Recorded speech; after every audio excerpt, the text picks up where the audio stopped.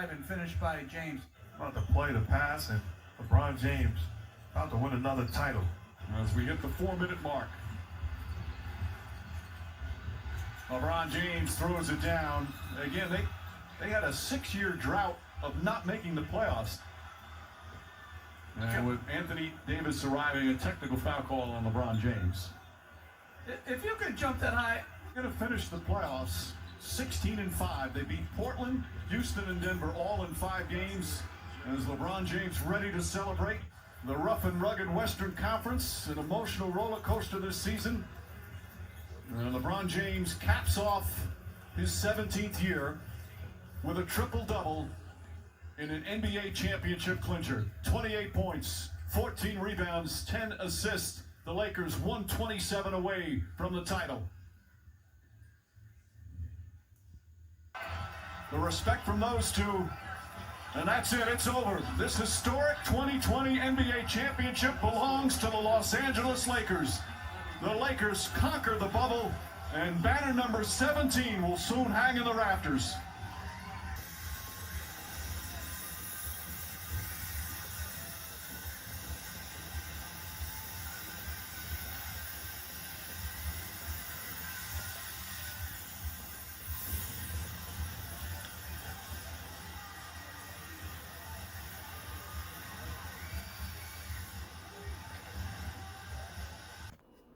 What it do, too? I'm Scotty. This is Scotty Says. Welcome to episode 10. Today's episode is simply entitled GOATNESS. The king is here. Please like, share, subscribe. And by all means, please leave me a comment. Let me know what you think about the content. If you agree, disagree, I'd love to hear from you. Well, in the first 9 episodes, we've primarily been discussing the goings-on at Rams Palace. You know, the Rams built a beautiful palace in Inglewood, SoFi. And there's been a lot of intrigue there as we've been documenting. But in today's episode, we're going to be discussing the other palace in Los Angeles. Yes, there's a second palace. It's called Staples Center. And it's a palace because royalty has lived there, currently resides there. Just think about the royalty that has worn this purple and gold uniform. So many greats. I won't name them all, but just at Staples Center alone, the legend, Kobe Bean Bryant, 20 years, a Laker. Respect to the greater. Respect, Kobe Bryant.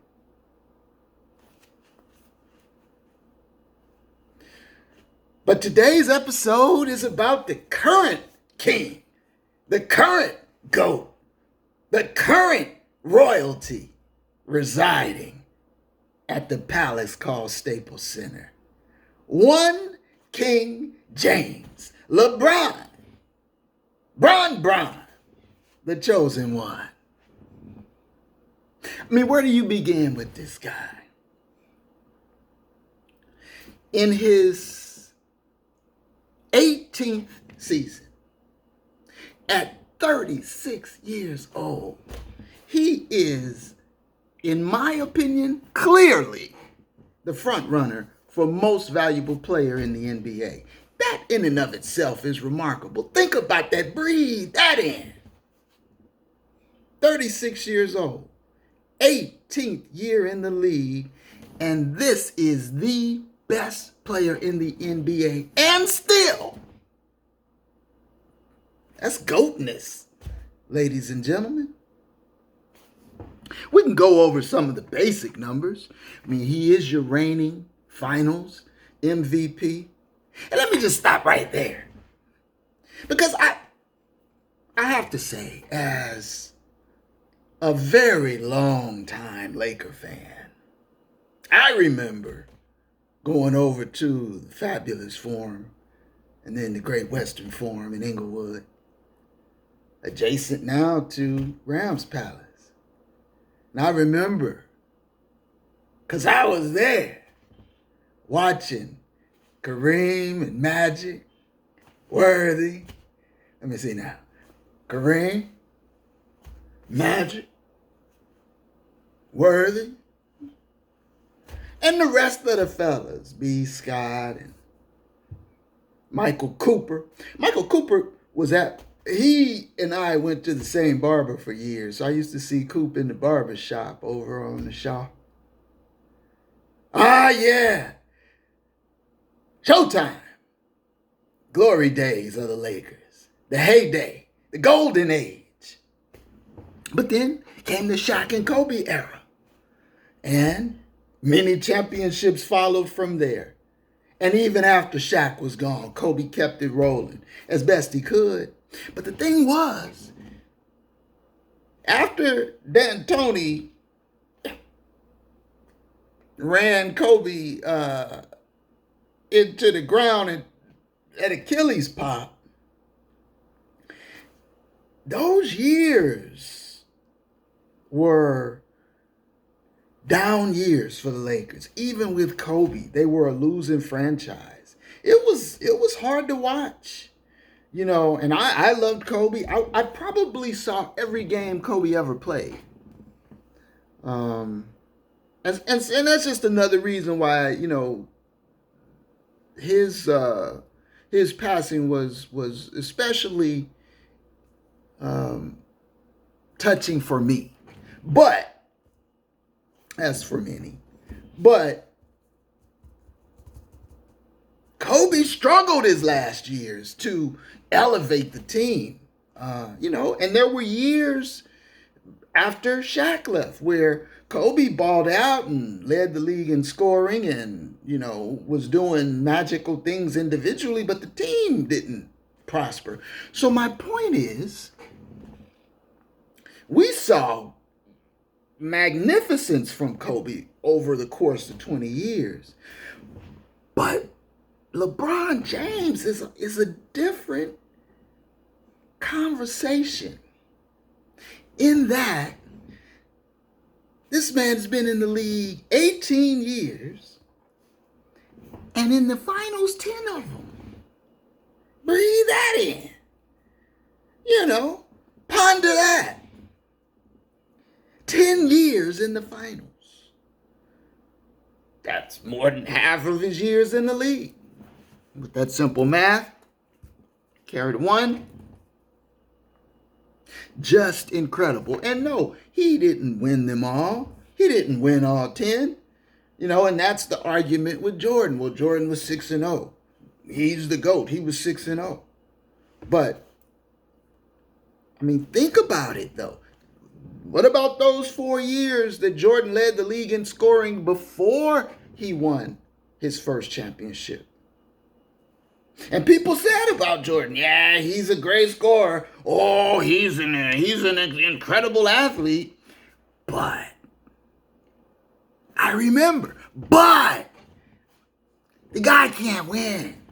He doesn't elevate his team. He'll never get a championship playing that way.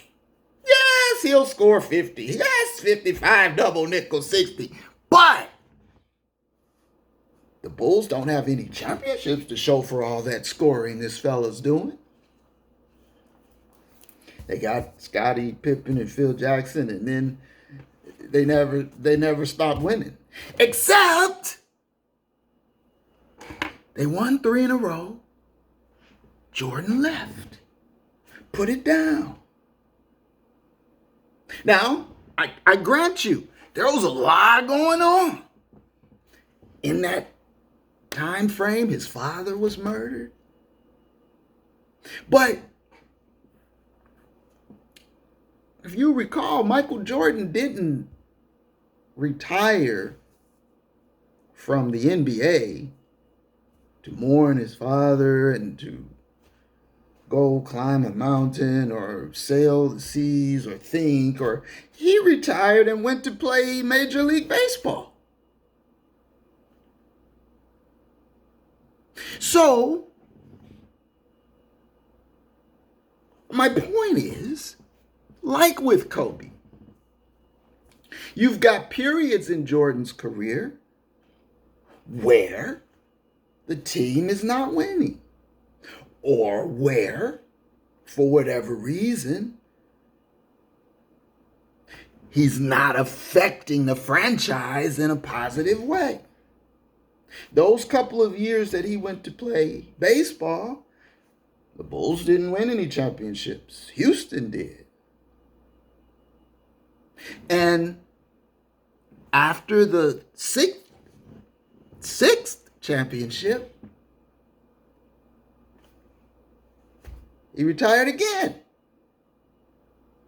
Said he wasn't going to play unless Phil Jackson was his coach. Phil Jackson or I retire. I mean, in my mind, that's a questionable call for GOATNESS. You know, maybe Phil Jackson's got heart issues. Maybe Phil Jackson's got back issues. Maybe Phil Jackson's got marital issues. I don't know what's going on in Phil Jackson's personal life, and I'm sure, of course, they were plugged in, the team, but to some extent. But for whatever reason, if Phil Jackson is no longer going to be the coach of the Bulls, or maybe it's an ownership, management, maybe it's contractual, financial, for whatever reason, if Phil Jackson's no longer going to be the coach of the Bulls, you have to retire from the NBA and end your career because he won't be there? It doesn't reek of GOATNESS, that kind of decision making. And come to find out, Phil Jackson didn't have that kind of loyalty, because as soon as he had an opportunity to come back and coach to come back and coach Shaq and Kobe, Phil came out of retirement. Phil was like, remember Jordan's famous 2 words? I'm back. That's what Phil was like when he came to LA. I'm back. So for another 3 years, Jordan retires. And then he comes back again, this time with Washington, the Wiz. My point being, for those years that he sat out to before in between the first set of 3 and the second set of 3 rings, and 3 years he sat out after the 6th championship. All of those years, that didn't help any franchise. It didn't help the Bulls or anyone else. It didn't, think of what he could have accomplished even for his own personal career and statistics. Further set himself apart from the field. He wanted to hit the curveball. Now they say that eventually, if he would have stuck at it, that he might have been pretty good at baseball. Maybe. You know, what? Even if he could have gotten to be, 260 hitter? 270? Maybe. You're never going to be the Michael Jordan of basketball on the baseball diamond. I seriously doubt it. He looked bad there for a while. Curveball was eating him up. The hook, the deuce, the Uncle Charlie.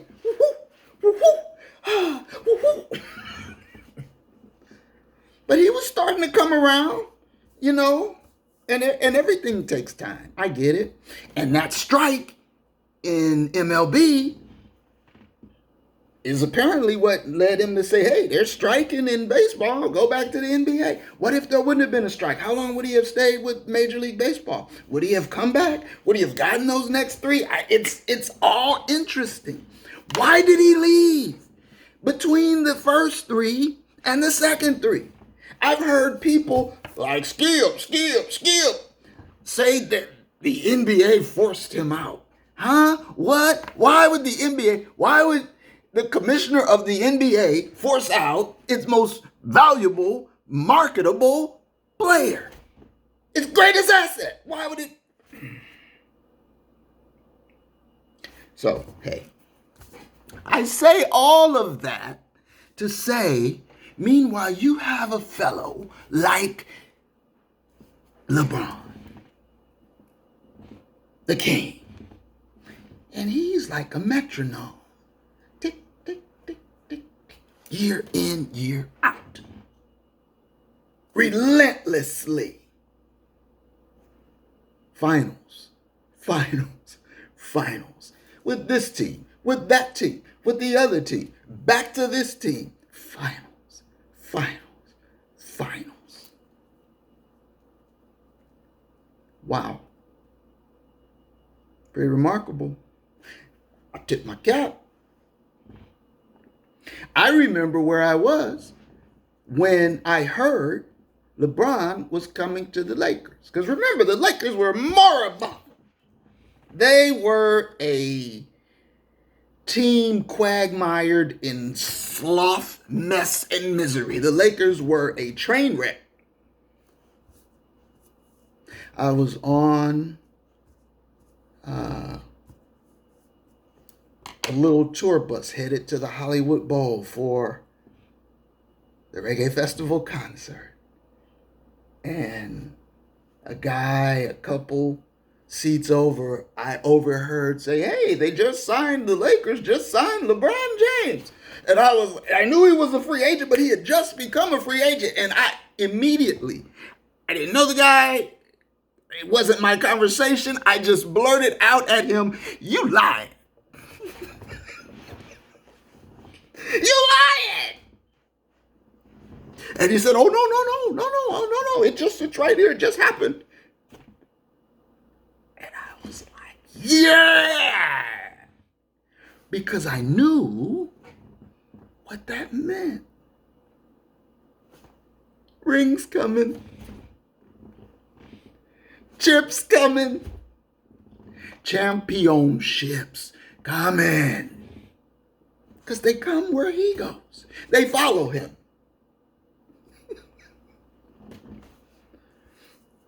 And all the naysayers who say all these other,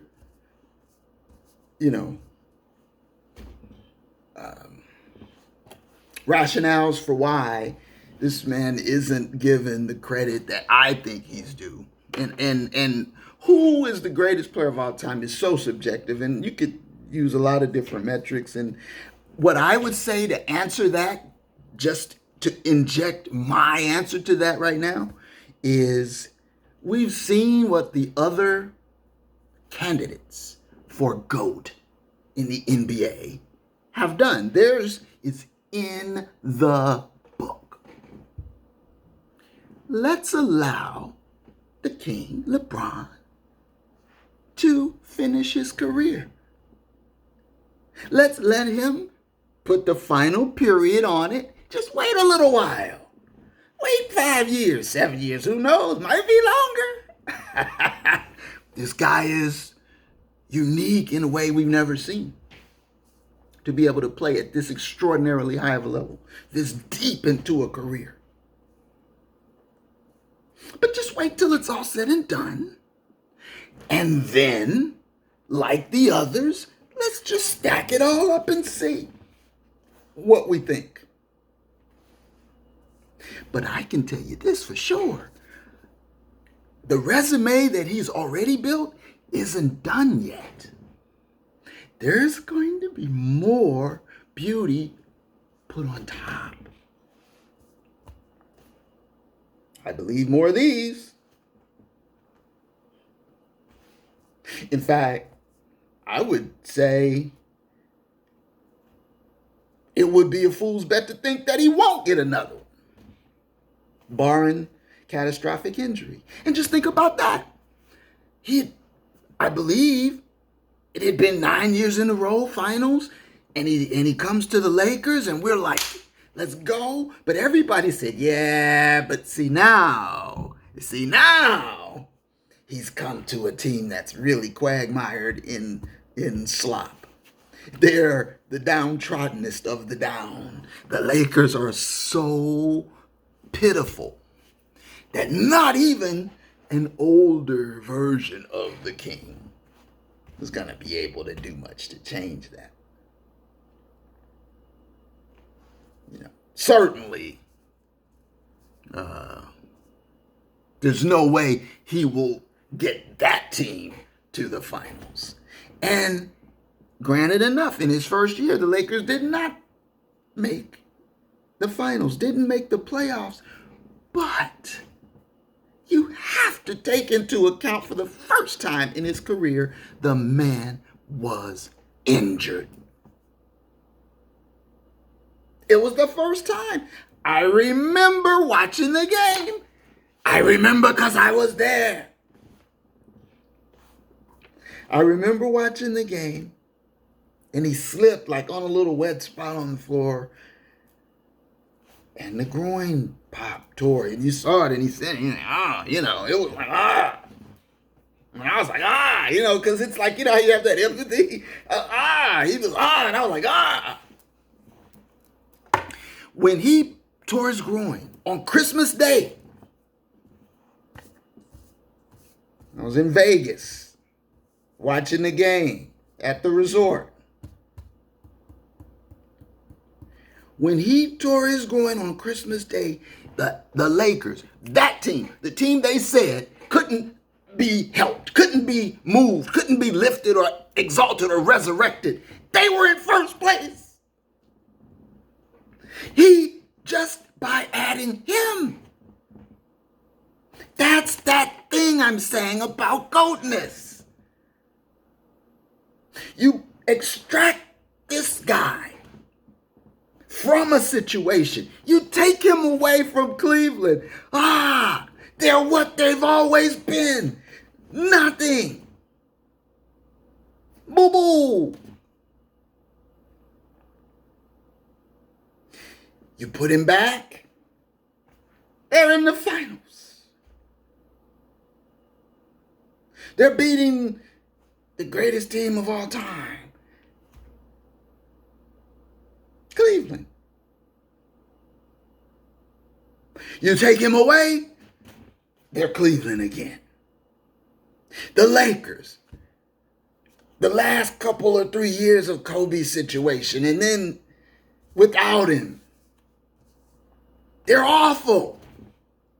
Bad draft. There's the ownership's bad. There's the Dullard brother, Jimbo, running the team, making bad decisions. Lakers are, if not in last place, scraping the bottom. And they were never there. Lakers never missed. While the old guy was around, the Lakers were perennial. And the old guy died, and the Dullard's son took over. And Kobe ended up getting hurt. D'Antoni, I called him the Kobe killer. D'Antoni was running him some high miles. Lakers were done. It was a mess. Trading for Steve Nash. Luol Deng. Don't even get me started. Bad as they were. You put LBJ on that squad. Bingo! Christmas Day, first place. If he's not hurt, if he doesn't injure himself, he takes that team deep in the playoffs. He probably makes it another consecutive finals appearance for that team. That's the measure of GOATNESS. Not just can you elevate your own numbers. Yeah, okay. James Harden. Man, he might give you 40 a night. Have any? None, huh? Not a single one? Played for any? Yeah, well, with KD. With Russ. Imagine that. To have a team of young guys that all of them end up being MVPs and scoring leaders. That's pretty extraordinary. OKC, they had Harden, Russ, and KD together. And each of them individually became They'll each individually be Hall of Famers on different, squads. And now together. They've gone together and back apart and back together. That whole trio, I have to do a video about them sometime. But I digress. You put LeBron on that awful Lakers team, and they're in first place on Christmas, and they were whipping Golden State that day. They beat them even after the injury, but they were looking good. Trust me, that team was going to be trouble in the playoffs, even despite its composition, because they had him. But then once he got hurt, and then the trade rumors and the kids, and they couldn't, and everything, you know how it ended. But AD comes, and now, that second year of LBJ, they do make the playoffs. In fact, they're the number 1 seed in the West. In fact, they win the championship. In fact, they are the reigning world champions. And that's another, please let me insert right here a very important person that I do not want to neglect. I sort of grew up and cut my teeth on Chick Hearn. I loved Chicky Baby. And all of his sayings, I still hear them in my head. And my favorite one is when he would say, the Lakers are the world champions. That rhythm to it and that sound, and it was like exalting and joyous, triumphant. And the Lakers are the world champions. Yes, indeed. And they are, Chicky Baby. The Lakers are the world champions. The great Chick Hearn. That's royalty. No doubt. I think about him sometimes when I'll see a play and I'll think, oh, he would have said that there. What I used to really enjoy is when Chick would predict something on the floor, and then it would happen, and then he would affirm it, that he called it. So, for example, he would say, Thompson's great from 18 foot, and then he'd hit the 18-footer, and then he'd say, isn't he though? Dribble drive, slam dunk. Yes, sir. Chicky Baby. Chick Hearn. Another legend who resided royalty at the palace. At any rate, the Lakers are the world champions thanks to LBJ. And now I believe they're poised for a dynastic run. Because this isn't some ordinary 36-year-old guy. This guy's at the top of his game still today. As we speak, as we report live February 5th, 2021. Voila. We've got AD here now. And this squad they've assembled this year, I think, on balance, is an upgrade from what we had last year. I like Schroeder, the tenacity. He's got an edge. He's fearless. Plays with aggression. Eager to be a good teammate. Yeah, all the things that you want to see. He's got talent, got game. I love THT. This kid, wow. They say teams have been clamoring. Are you interested in packaging anything for THT? It's like, you better get out of here. THT gonna be here for the long run. You crazy?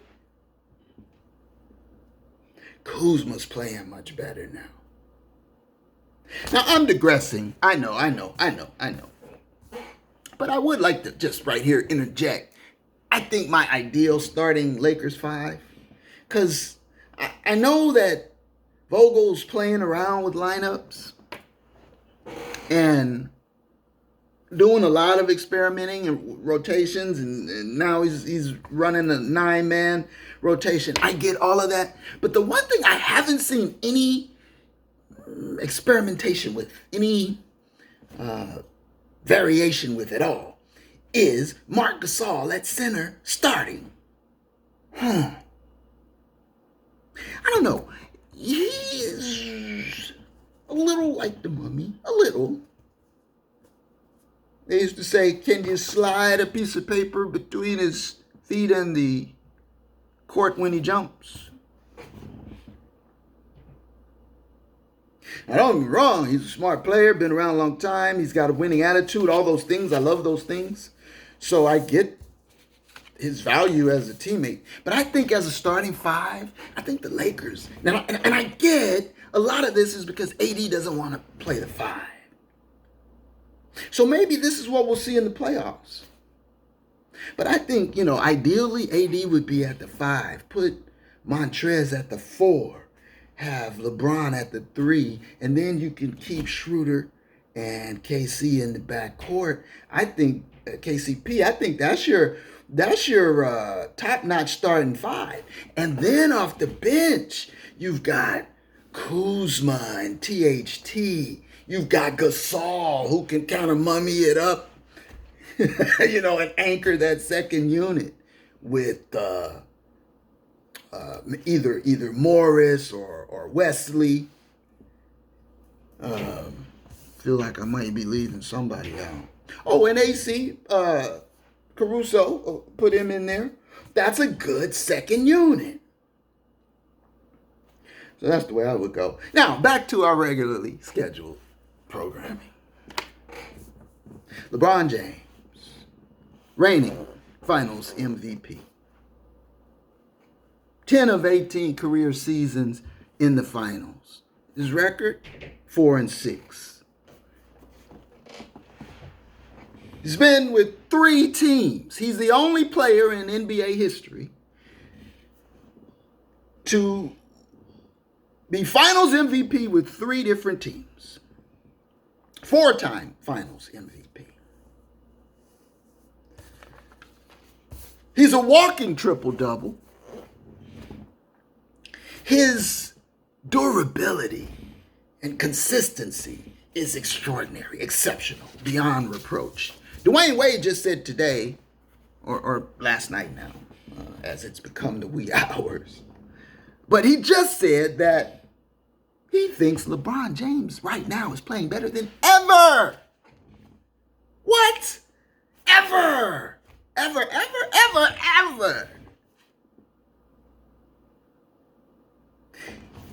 It's hard to argue with that. And that should be terrifying for the rest of the league. And for Laker fans, it's a cause to rejoice.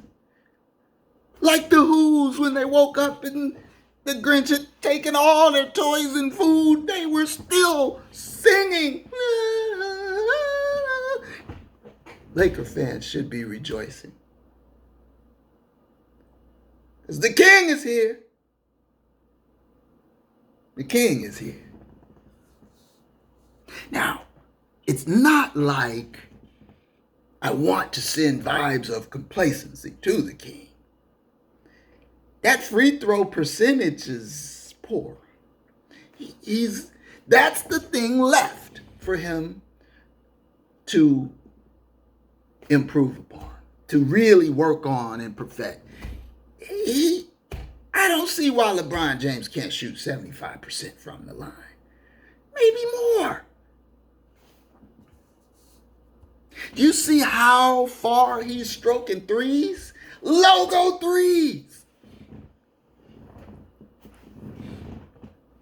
He's taking threes and turning around and betting his teammates that it'll go in. 100, please.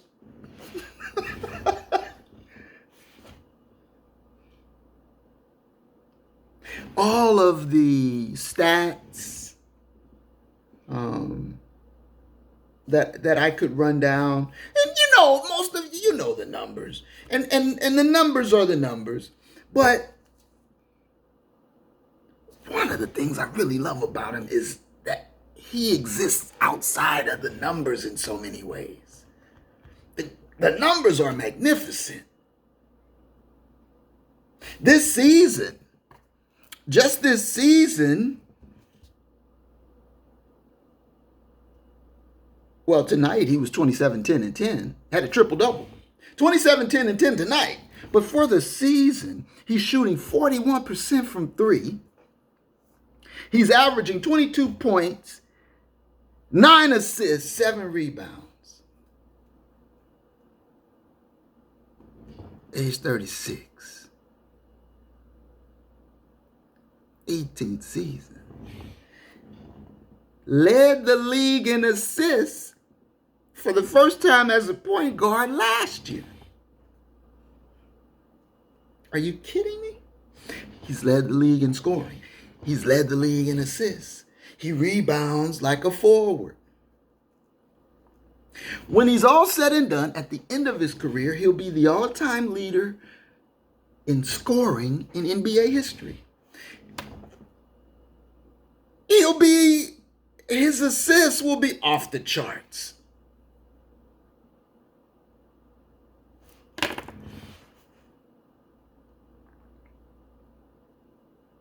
The numbers show greatness, but the things outside of the numbers, the fact that, like with the other GOAT I mentioned, the fact that when he becomes a part of your team, you believe you can win a championship. You know why? Because he's there. Oh, he's there? It's a good chance we'll see you in the finals, thank you. I wouldn't make any plans around finals time because now we rolling with Bron.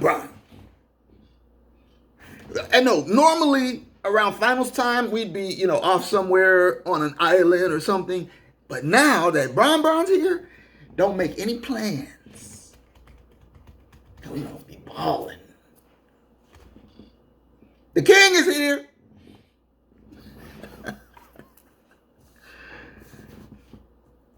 Now, there's another thing that really impresses me about Bron. And that is the energy, the tenacity. Like they want to say today, that dog, the want to, the desire. LeBron James hasn't missed a game all year. This after playing deep into a COVID-interrupted season that created the shortest offseason in NBA history, in professional sports history. The shortest offseason. And the man who played the longest of that season, the finals MVP, hasn't missed a game this season. 36.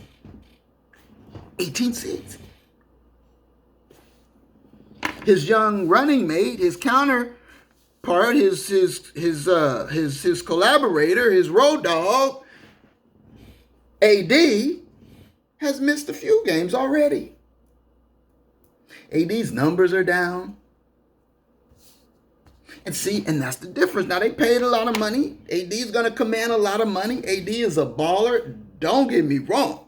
He's exceptional. Everyone agrees. But AD ain't LeBron. I don't think he has that want to in him.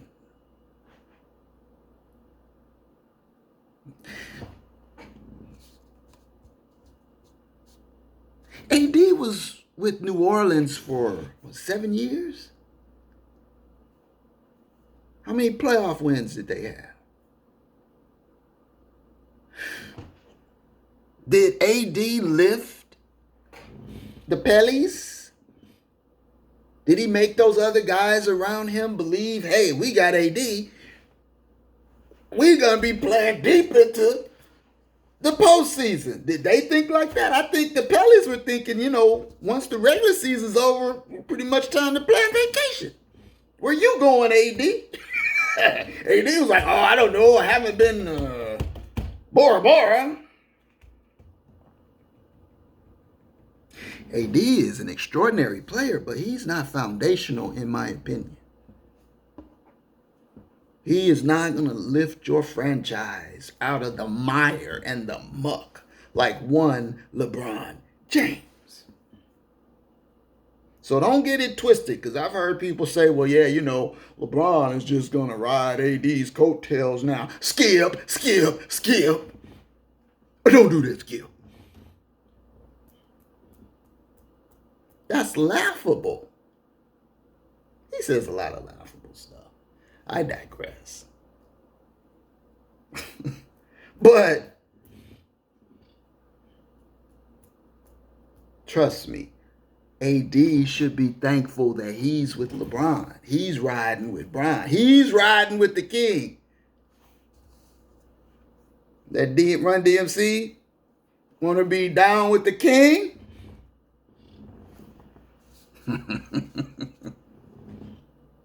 Well, he's along for the ride too. So, in summation, I just wanted to take the time to make this video. Oh, and it's been a minute, but I just wanted to put this out there because we are watching greatness right before our eyes. We are watching magnificent splendor on display.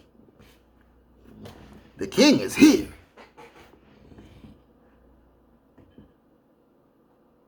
What do you think? Scotty says like, share, subscribe. Please comment. One love. Epilogue. In the longest road trip in the NBA this year, the Lakers played 7 games on the road. And LeBron played them all. Of course, he hasn't missed a game all year. In Philadelphia, LeBron played 39 minutes, and then in the second game of a back-to-back on the road, he played 36 minutes against Detroit. In Detroit, a game in which Anthony Davis did not play.